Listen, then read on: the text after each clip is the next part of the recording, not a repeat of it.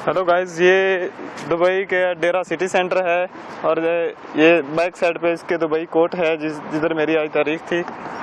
तो ये आप सीन देख सकते हैं। ये जो पुल सामने जिस पे हम जा रहे हैं ये लकड़ी का बना हुआ है, जिसको हम फ्लोटिंग ब्रिज कहते हैं। उसके ऊपर उन्होंने मेंटेनेंस करके अच्छा सा रोड बना दिया है। इसका यानी कि सपोर्ट नहीं है, इसको नीचे से ये तैर रहा है, यानी पानी के ऊपर कुछ इस तरह उन्होंने स्पोर्टिंग की हुई है कि ऊपर तैर रहा है, ऊपर गाड़ियां गुजर रही हैं। ये देखें, लोग घूम रहे हैं कश्ती में बैठकर। सामने आप वीडियो ज़रा गौर से देखें, लोग एंजॉय कर रहे हैं। ये बहुत सी शिप्स खड़ी हुई हैं, मुख्तलिफ मकासद के लिए इस्तेमाल होती हैं। तो ये आप देख सकते हैं क्या नज़ारा है। ये नीचे आप पानी में देखें, ज़रा गौर करेंगे तो आपको कुछ मछलियाँ नज़र आएंगी जो पानी के अंदर बहुत एंजॉयमेंट कर रही हैं, घूम रही हैं। तो ये सामने कंस्ट्रक्शन का काम शुरू है।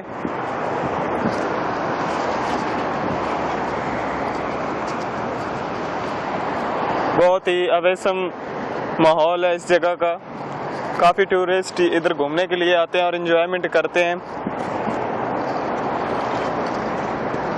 ये आप देख सकते हैं, बहुत ही वंडरफुल।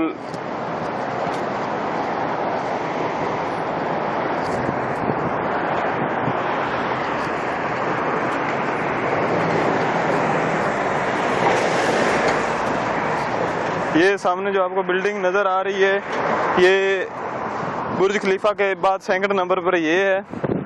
तो ये बहुत ही फेमस बिल्डिंग है। ये आप देख सकते हैं, ये फ्लोटिंग ब्रिज, आपने कभी सुना होगा नाम, ये फ्लोटिंग ब्रिज इसको बोलते हैं। वो सामने वाला जो ब्रिज आपको नज़र आ रहा है वो फ्लोटिंग ब्रिज नहीं है, वो बाकायदा सतून बनाकर कंक्रीट के ज़रिए तैयार किया गया है।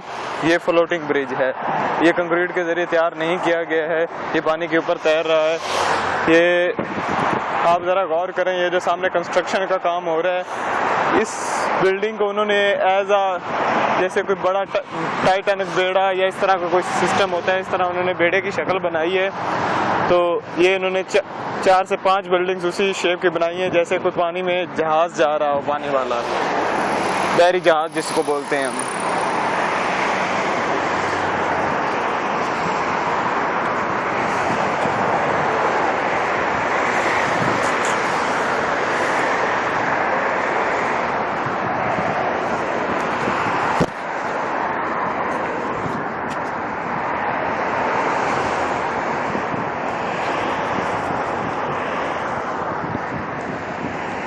मेरा इधर केस चल रहा है दुबई कोर्ट में तकरीबन पिछले 1 साल से, क्योंकि जिस अरबाब ने मुझे जहाँ पर बुलवाया था उसने बात जो की थी उसके ऊपर पूरा नहीं उतरा। सैलरी की जो बात मेरे साथ की उसने मुझे नहीं दी, और जो बात की थी वो तो नहीं दी, लेकिन बाद में जो बोला कि हम आपको 1500 सैलरी दूंगा, लेकिन 6 महीने तक उसके साथ काम किया, वो भी नहीं दिया।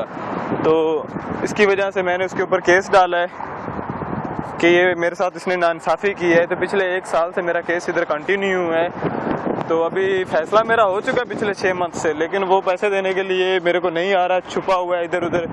तो उसको CID और पुलिस ढूंढ रही है, लिहाजा मेरे को महीने में 2 बार इधर कोर्ट में आकर पेशी देना पड़ती है, ताकि गवर्नमेंट को पता हो कि ये केस को कंटिन्यू किए हुए है, भागा नहीं है। तो दुआ करें मेरे लिए कि अल्लाह पाक मुझे कामयाब करे, मेरी जो अमाउंट बनती है वो मुझे वापस कर दे और मैं खुशी बसी अपने घर में वापस चला जाऊं।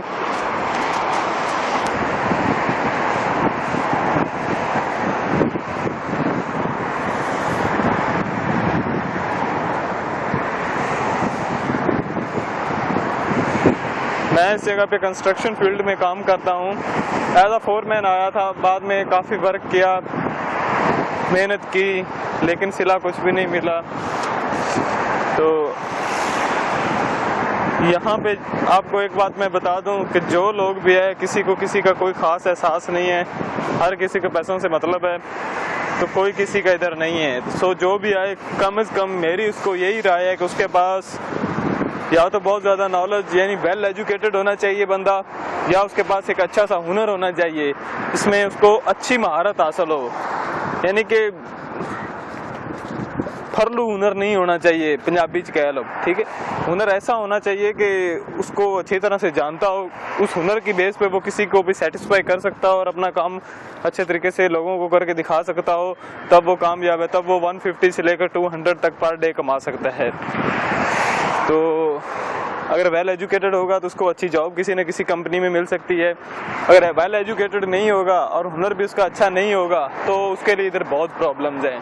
वो इधर ऐसे समझो कि भूखा मरने वाला है, उसकी कोई भी सपोर्ट नहीं करेगा। लिहाजा हुनर या वेल एजुकेटेड, ये 2 स्टेप बहुत ही अहम है, वरना मजदूरी है 60 से 70 रुपये। अगर कंपनी में जाओगे तो 1000-1200 मिलेगा, उसमें से खाना भी खाओगे, ठीक है। तो कुछ मोबाइल से अखराजात भी करोगे, कुछ इधर उधर दोस्तों फ्रेंड्स के साथ भी थोड़ा बहुत उठना बैठना हो जाता है। तो मंथली आप सिर्फ 15 से 20 हज़ार कमा सकते हो पाकिस्तानी। और अगर इंडियन हो तो वो 10,000 तक कमा सकता है। तो अदर कंट्रीज आप खुद ही हिसाब लगा लें, यानी कि उसको 700 से 800 दिरहम बचेगा। तो आप जिस कंट्री के भी हैं आप उसको मल्टीप्लाई अपनी करेंसी से करके ये हिसाब लगा सकते हैं कि उसको कितने पैसे बचेंगे, ठीक है। तो ये सिस्टम है। इधर आने से पहले आपको ये बातें माइंड में रखना पड़ेंगी। मेरे को भी बहुत शौक था इधर आने का, मैंने सिविल इंजीनियरिंग किया हुआ है।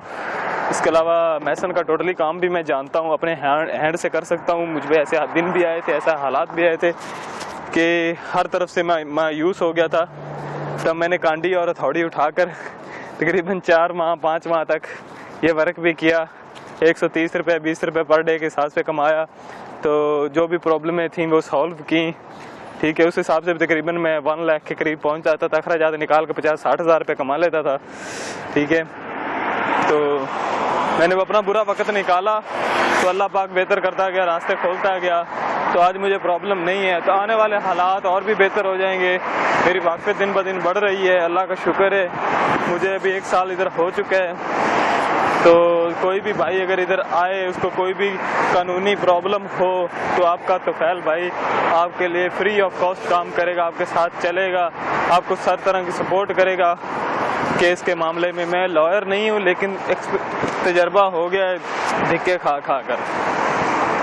तो ये सामने डेरा सिटी सेंटर है, और जिसको सिटी सेंटर बोलते हैं, वो सामने ये बहुत बड़ा अंदर से मॉल है,